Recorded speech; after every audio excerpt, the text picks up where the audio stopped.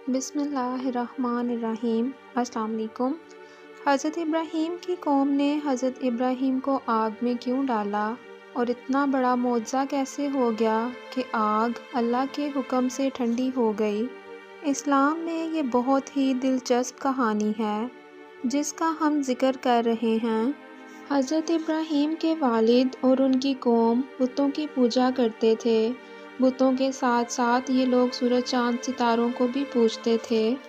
حضرت ابراہیم ان بتوں کو برا بھلا بھی کہتے تھے اور ساتھ ساتھ اپنے باپ اور قوم کو اسلام کی دعوت بھی دیتے تھے، لیکن ان میں سے کوئی بھی حضرت ابراہیم علیہ السلام کی بات نہیں مانتا تھا۔ سب سے پہلے تو حضرت ابراہیم نے یہ بات سمجھائی کہ ستارہ عبادت کے لائق نہیں، پھر اس سے بڑے چاند کی بات کی جو سب سے زیادہ چمکدار اور روشن ہوتا ہے، پھر اس کے بعد سورج کی بات کی جو حجم میں بھی بہت بڑا اور خوبصورت ہے کہ یہ سورج، چاند، ستارے تو اپنی مرضی سے نہ طلوع ہوتے ہیں اور نہ غروب ہوتے ہیں، پھر کیسے تم ان سب کی عبادت کرتے ہو؟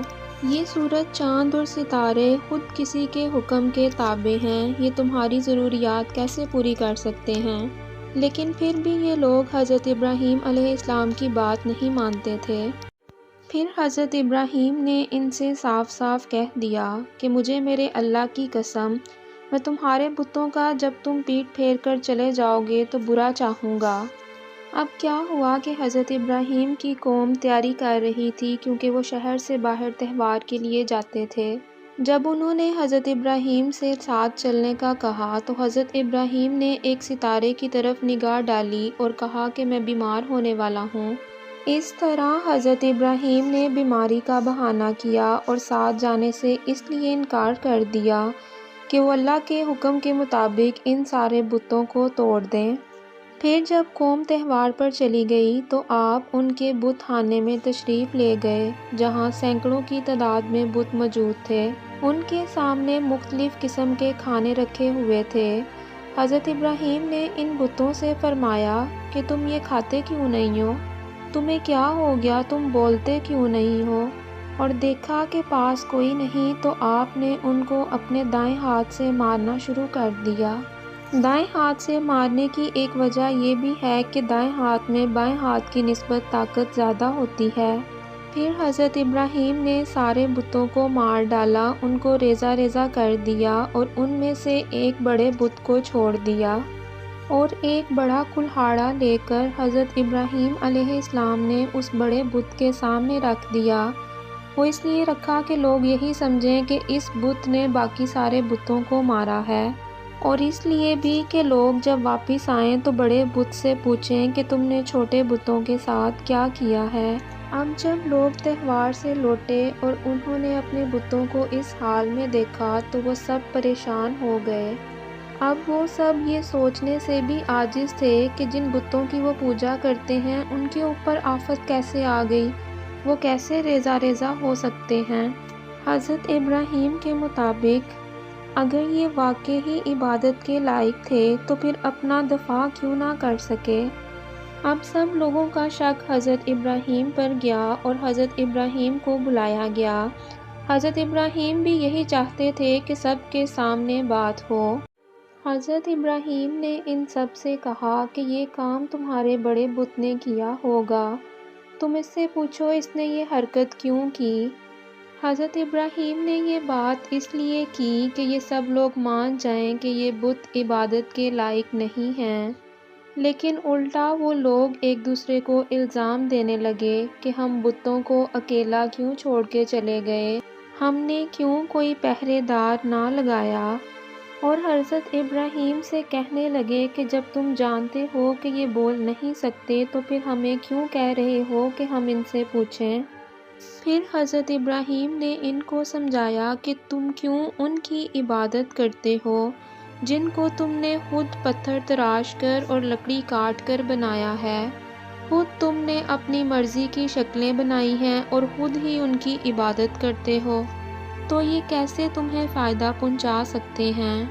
اب حضرت ابراہیم کی قوم کو یقین ہو گیا کہ ان سب بتوں کو توڑنے والے حضرت ابراہیم علیہ السلام ہیں۔ اب حضرت ابراہیم کی قوم نے فیصلہ کیا کہ ہم حضرت ابراہیم کو آگ میں جلا دیتے ہیں کیونکہ اس نے ہمارے بتوں کو مار ڈالا ہے۔ حضرت ابراہیم کو آگ میں ڈالنے کے لیے ہر طرح سے آگ کے لیے لکڑیاں اکٹھی کرنی شروع کر دی گئیں۔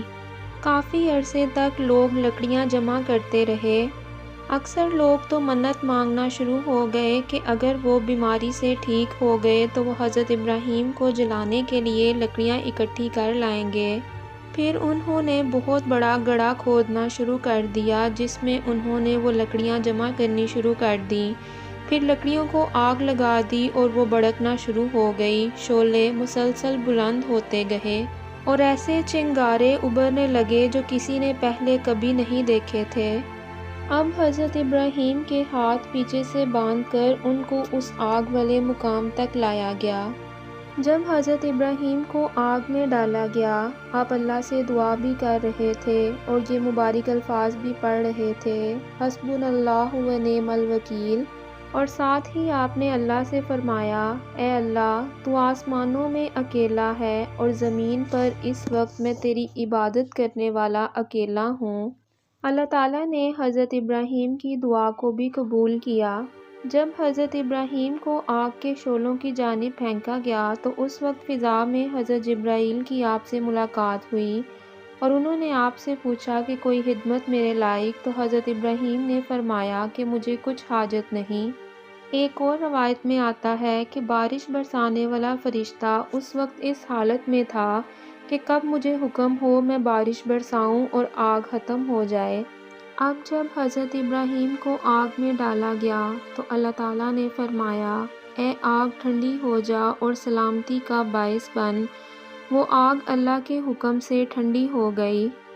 اب حضرت ابراہیم کی قوم کے لوگ بہت خوش تھے کہ انہوں نے حضرت ابراہیم کو آگ میں ڈال دیا، لیکن وہ یہ نہیں جانتے تھے کہ اللہ تعالیٰ نے اتنا بڑا معجزہ کیا کہ جس آگ میں حضرت ابراہیم کو ڈالا وہ آگ بھی ٹھنڈی ہو گئی، اور اس دن زمین پر جتنی بھی آگ جلائی گئی وہ ساری کی ساری اللہ کے حکم سے ٹھنڈی ہو گئی۔ حضرت ابراہیم کو جس رسی سے باندھا گیا تھا اس آگ نے صرف اس رسی کو ہی نقصان پہنچایا۔ اب یہ اللہ پاک کا اتنا بڑا معجزہ تھا کہ جس گڑھے میں ہر طرف آگ تھی، آپ اس کے درمیان سرسبز و شاداب باغ میں موجود تھے۔ آپ کو آگ کا احساس ہی نہ ہوا۔ آپ کے چہرے پر تھوڑا سا پسینہ آتا تھا جس کو حضرت جبرائیل صاف کر دیتے تھے۔